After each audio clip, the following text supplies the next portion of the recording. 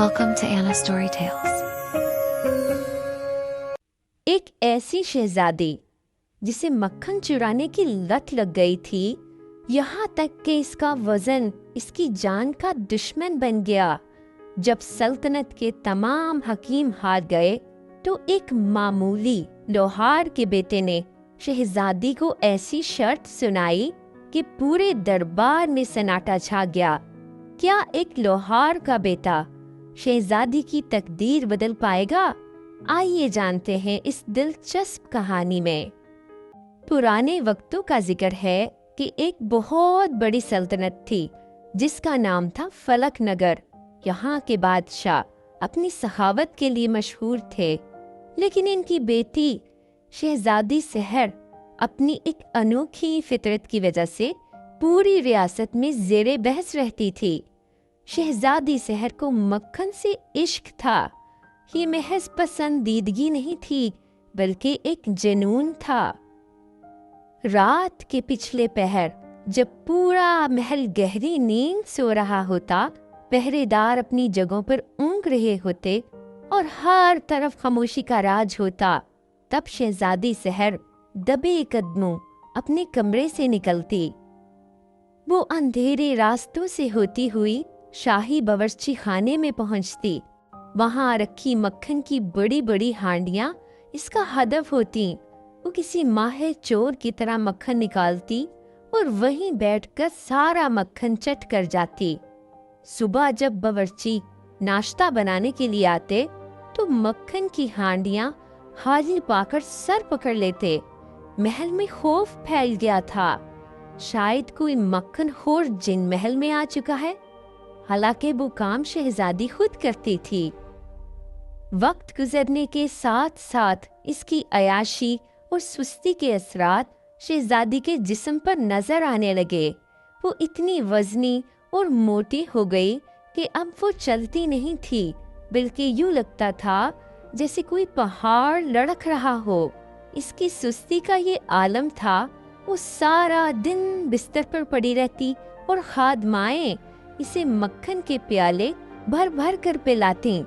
महल की कुर्सियां इसका वजन सहने से कासिर थीं और इसके कीमती लिबास अब फटने लगे थे।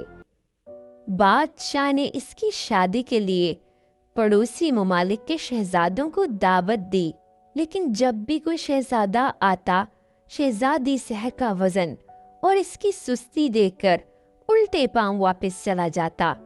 एक शहजादे ने तो यहाँ तक कह दिया, बादशाह सलामत, मुझे शहजादी चाहिए, कोई मक्खन का डरम नहीं।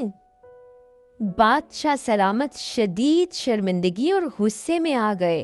उन्होंने ऐलान कर दिया, आज से महल का सारा मक्खन बंद।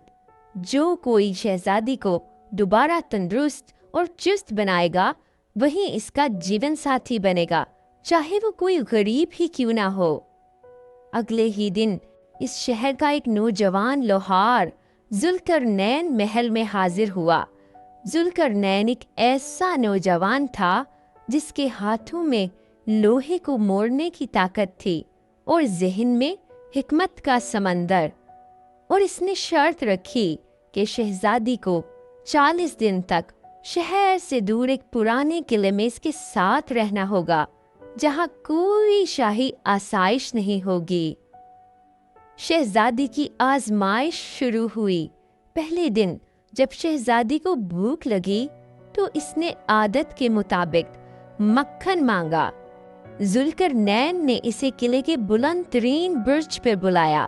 वहां मक्खन की एक ताज़ा हांडी रखी थी, लेकिन इस तक पहुंचने के लिए शहजादी को 100 भारी सीढ़ियां चढ़नी थीं।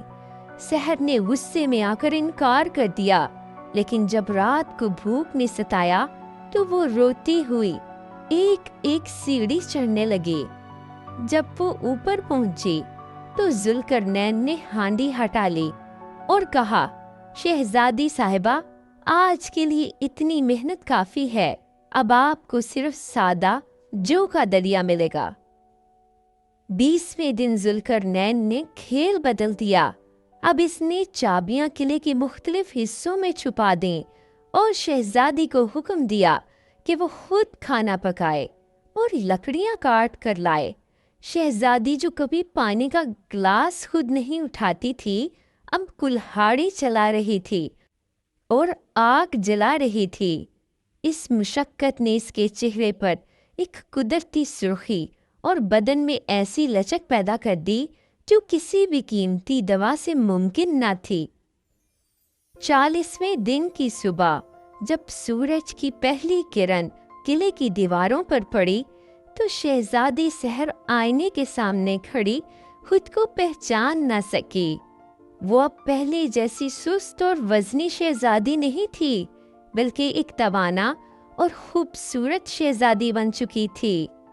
وہ ذوالقرنین کے پاس آئی اور بھرائی ہوئی آواز میں بولی، تم نے مجھ سے مکھن نہیں چھینا ذوالقرنین، بلکہ تم نے مجھے میری گمشدہ زندگی واپس دی ہے۔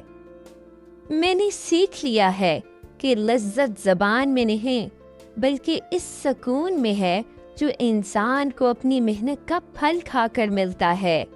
جب وہ دونوں دربار میں پہنچے تو تمام درباری اور وہ شہزادے جو پہلے سحر کا مذاق اڑاتے تھے آج اسے دیکھ کر دنگ رہ گئے۔ بادشاہ نے بلند آواز میں کہا، ذوالقرنین، تم نے وہ کر دکھایا جو ناممکن تھا، مانگو کیا مانگتے ہو؟ ذوالقرنین نے نہایت ادب سے سر جھکایا اور کہا، عالیجا، میں ایک لوہار کا بیٹا ہوں، میرا کام لوہے کو تپا کر اسے کندن بنانا ہے۔ شہزادی اب وہ خام لوہا نہیں رہے بلکہ ایک چمکتا ہوا فولاد بن چکی ہیں۔ مجھے انعام نہیں، بس یہ اطمینان چاہیے کہ آپ کی رعایا کو ایک محنتی ملکہ ملے گی۔ شہزادی سحر جو ذوالقرنین کی اس بے نیازی سے متاثر تھی آگے بڑھی اور بادشاہ سے کہا، بابا جان، جس شخص نے میرے وجود کے عیبوں کو اپنی حکمت سے دور کیا وہی میرا حقیقی محافظ ہے۔ میں اس شخص سے شادی کرنا چاہتی ہوں جس نے مجھے محنت کی قدر سکھائی، اور اگر آپ مجھے انعام دینا چاہتے ہیں تو اس شخص کو دیں جو تخت و تاج کا نہیں بلکہ انسانیت کا قدردان ہے۔ بادشاہ نے ذوالقرنین کی دانشمندی اور شہزادی کے بدلے ہوئے لہجے کو دیکھ کر دونوں کی شادی کا اعلان کر دیا۔ دھوم دھام سے دونوں کی شادی ہوئی۔ ذوالقرنین نے اپنی محنت اور شہزادی نے اپنے عزم سے فلک نگر کو ایک ایسی ریاست بنا دیا جہاں سستی کو گناہ اور محنت کو عبادت سمجھا جاتا تھا۔